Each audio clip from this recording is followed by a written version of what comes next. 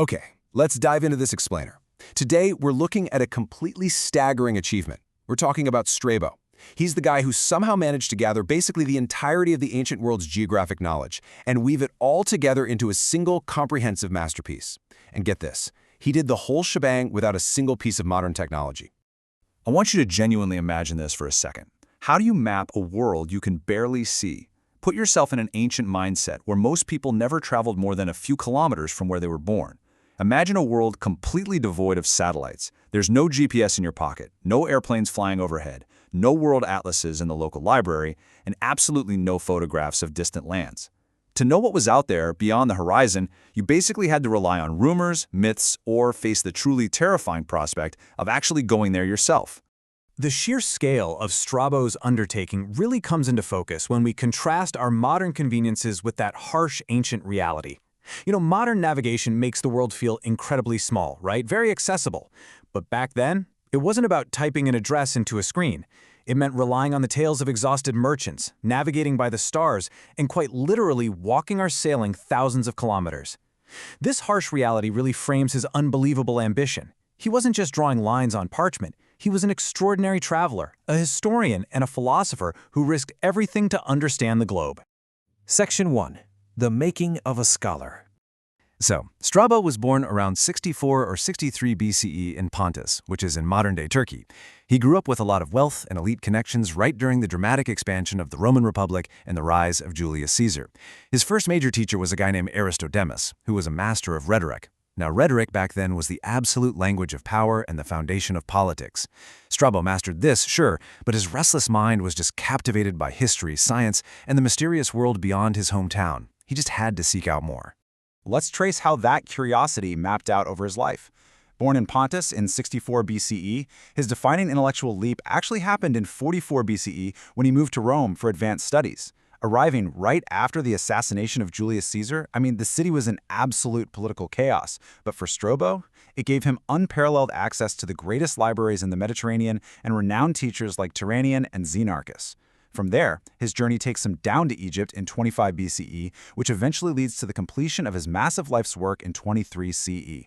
And this brilliantly illustrates exactly how his mind worked. While studying in Rome, Strabo encountered a philosophy that totally changed his life: Stoicism. Stoicism taught that reason governs the universe, and crucially, that the world is deeply interconnected. Well, this wasn't just a moral compass for him. It essentially became his scientific method. It profoundly shaped his belief that geography isn't just about rocks and rivers. It's deeply, inextricably linked with human civilization itself. Section 2. Traveling the Ancient World. Armed with this interconnected worldview, Strabo didn't just sit around in a library reading other people's scrolls. He went out into the field. Unlike a lot of other ancient writers who relied entirely on second-hand reports, Strabo uniquely and bravely traveled extensively across the known world. Just consider the sheer geographical footprint of his life. He traveled from Armenia in the east all the way to Tuscany in the west. He went from the Black Sea down south toward Ethiopia. He traversed Asia Minor, Greece, Rome, and Egypt. And doing this meant enduring grueling conditions. We're talking ships, horses, caravans, and walking endless miles while facing constant threats like bandits, deadly storms, and disease. He did all of this because he firmly believed that true geographical knowledge demanded first-hand observation. But out of all these travels, one expedition really stands out above the rest. Around 25 to 24 BCE, Strabo traveled to Egypt alongside the Roman official Aelius Gallus. They ventured deep into the province, even traveling far up the Nile to the island of Philae. Now, this wasn't just some ancient sightseeing tour. This was the journey that changed absolutely everything for his methodology. While he was in Egypt, Strabo gained access to the crown jewel of ancient scholarship, the Great Library of Alexandria. This was absolute paradise for him. Here, he established a rigorous methodology. He accessed the archives, compared historical accounts, and then, this is the cool part, he actively cross-referenced those older texts with fresh reports from sailors and merchants who were just arriving at the docks.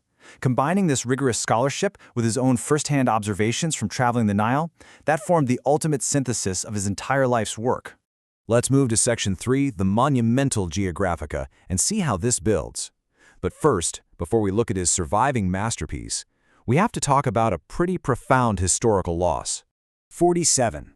That is the number of books in Strabo's initial historical masterpiece, titled Historical Sketches. 47 volumes of deep, analytical ancient history. And tragically, it is almost entirely lost to us today. Only a few scattered fragments remain. But, even those tiny fragments prove something essential about Strabo. He viewed history and geography as two sides of the exact same coin. You literally couldn't understand what happened unless you understood where it happened. Now, what's really interesting about this slide is the number 17. While his history was mostly lost, humanity actually managed to save his geography. Geographica is his surviving monumental 17-book encyclopedia. It's the ultimate synthesis of his life, a seamless combination of geography, history, and his own travel accounts. It preserved the ancient world for generations to come. Here's how he structured this massive undertaking. He doesn't just jump right into drawing maps. Books 1 and 2 are dedicated entirely to methodology, like how to actually study geography and critically evaluating earlier scholars like Eratosthenes and Hipparchus. Then, books 3 through 17 take the reader on a grand tour of the known world, detailing regions from Spain and Gaul all the way to India and Egypt. He spent decades evaluating evidence, correcting old errors, and assembling this colossal database without a single piece of modern cartography. It's wild.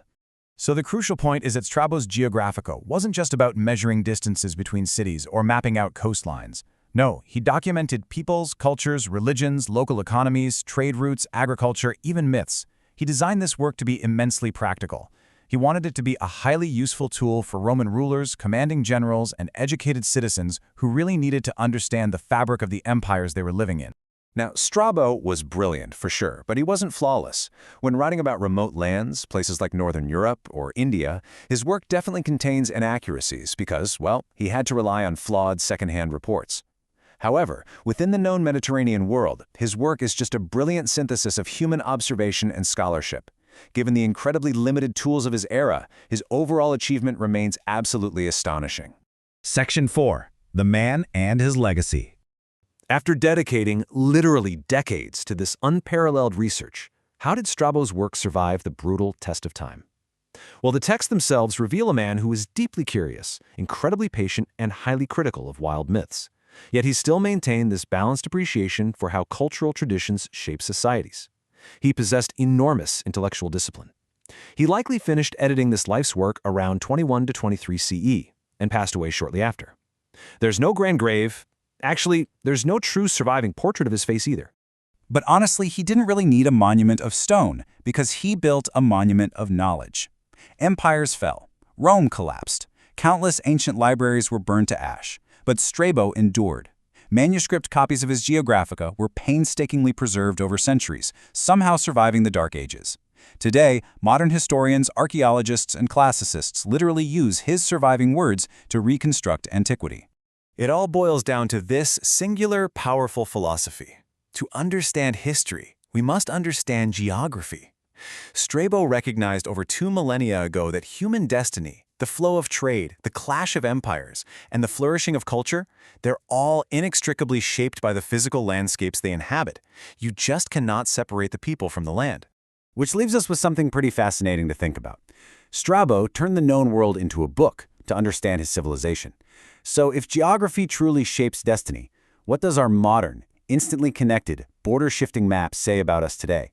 It's kind of incredible to realize that the questions asked by a scholar walking the dusty roads of the ancient world are the exact same questions that define our globalized world right now. Keep questioning the world around you, and thanks for joining me on this explainer.